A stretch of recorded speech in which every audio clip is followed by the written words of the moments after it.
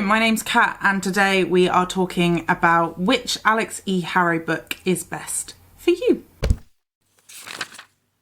So Alix E Harrow is an American science fiction and fantasy author who has written a lot. She's written short stories, she's written novels, she's written novellas, and all of them are very, very different. She also hasn't written many series. Most of her novels are standalone novels, and I have gone ahead and I have read all of them, except for the short stories, because I wasn't about to track down all of the ones that were published in magazines and anthologies I've never heard of. So I've read all of her novels, I've read all of her novellas, and I've read one of her short stories, which I'll talk about in a second as to why I chose that one. And because all of them are so different and I have such differing opinions of them, I thought I'd make a video to help you guys decide which one you think you would like best if you haven't read any Alix E Harrow already and you're not sure where to start. This is a good place to start. I'm going to start with the first one I ever read, Once and Future Witches. This is a story about three sisters in New Salem. This is a story about a combination of magic and witchcraft and the suffragette movement in the 1800s. We follow the three sisters, James Juniper, Agnes Amaranth and Beatrice Belladonna. Alix E Harrow does a really good job of making these sisters seem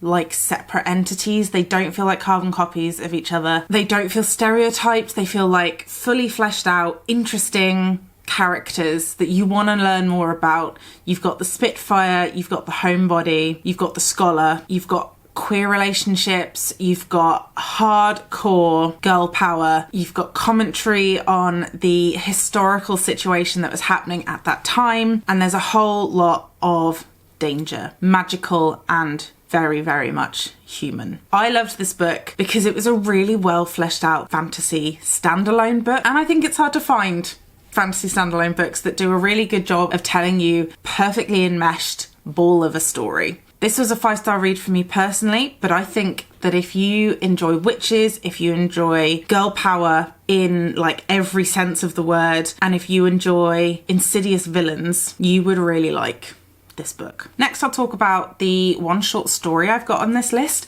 The reason I'm talking about this one short story and none of her others is because it's sold as a single individual story on Amazon Prime. It's part of a deal that she did with Amazon, which means I think actually I may have got this for free. But the point is, it was advertised to me as like a singular entity. And I didn't realise for a while that it was actually a short story. It wasn't even a novella. It wasn't anywhere near as long as a novel. It is a 29-page short story. This is The Six Deaths of the Saint.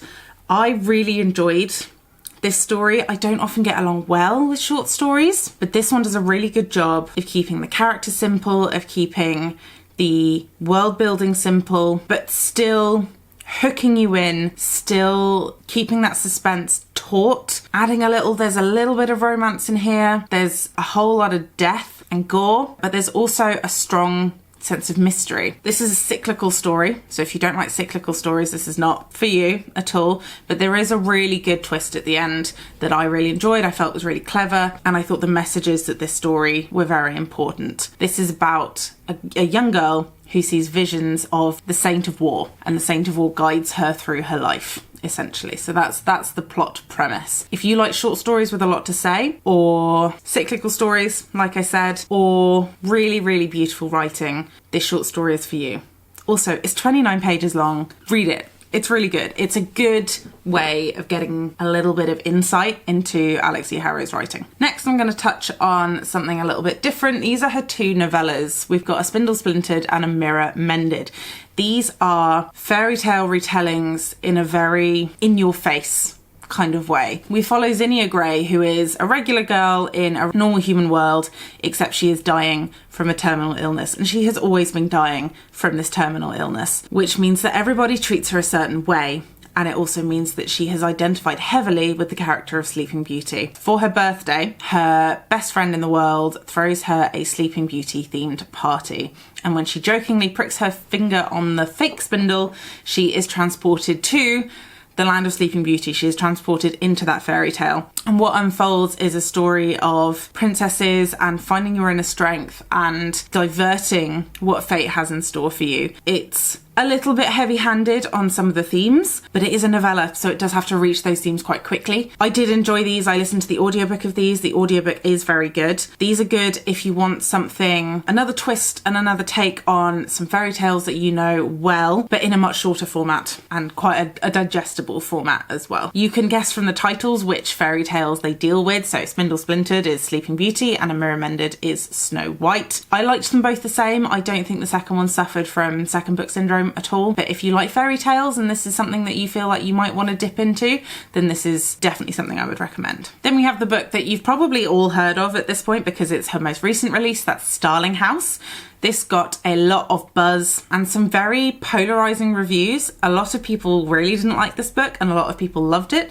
I was one of the people that loved it. This is about Opal, who lives in the small, very southern, very conservative town of Eden, and her involvement with the Starling House, which is this creepy old manor on the edge of Eden that is infamous in local lore. And there is a young man that lives there who is a hermit. He's a recluse. No one talks to him, he doesn't come out, no one goes inside, no one comes out. When Opal is offered a cleaning job in the house in order to help her make ends meet and to help her support her brother, her younger brother, who she parents, she takes it because all she wants in the world is to give her brother a brighter future, and she will do anything it takes to get him out of Eden. This is a story about sentient houses, stories that come to life, and dark secrets. This is quite a dark book as well, so if you don't like your books dark and really quite gritty and emotional, you may not like this one. But I would highly recommend if you're a fan of anything along the lines of haunted houses, of fairy tales, of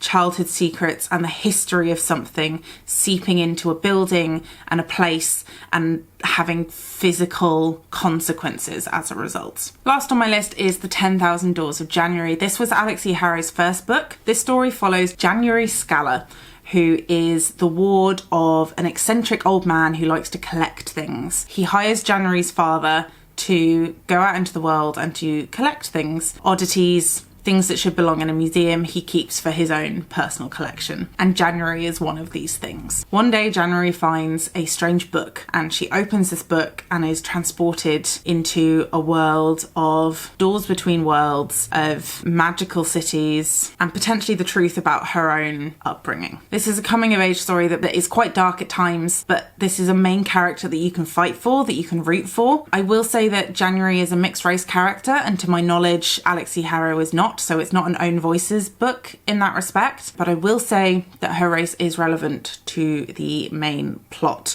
It's not a throwaway thing. If you like magical books, portal fantasy, or stories about finding your place in the world and where you fit in, this is definitely a story I think you will enjoy. The main themes of all of these stories is that they all have Alix E Harrow's brilliant writing. It's beautiful, it's lyrical, it's really evocative. These books are told from first person, from third person, it jumps around, but she's really, really good at inhabiting the characters that she brings to the page, at painting this weird mystical picture of the settings that she's created and instilling a sense of fear and mistrust and suspense in the reader where it matters most. Obviously, I really enjoy Alix E Harrow as a writer. I will continue to read the things that she puts out. Let me know what you have read, what you think you might try. If any of these sounded interesting to you, let me know. I'm really interested to see if I sold you on any of these books, if you want to give them a go. So do drop a comment down below.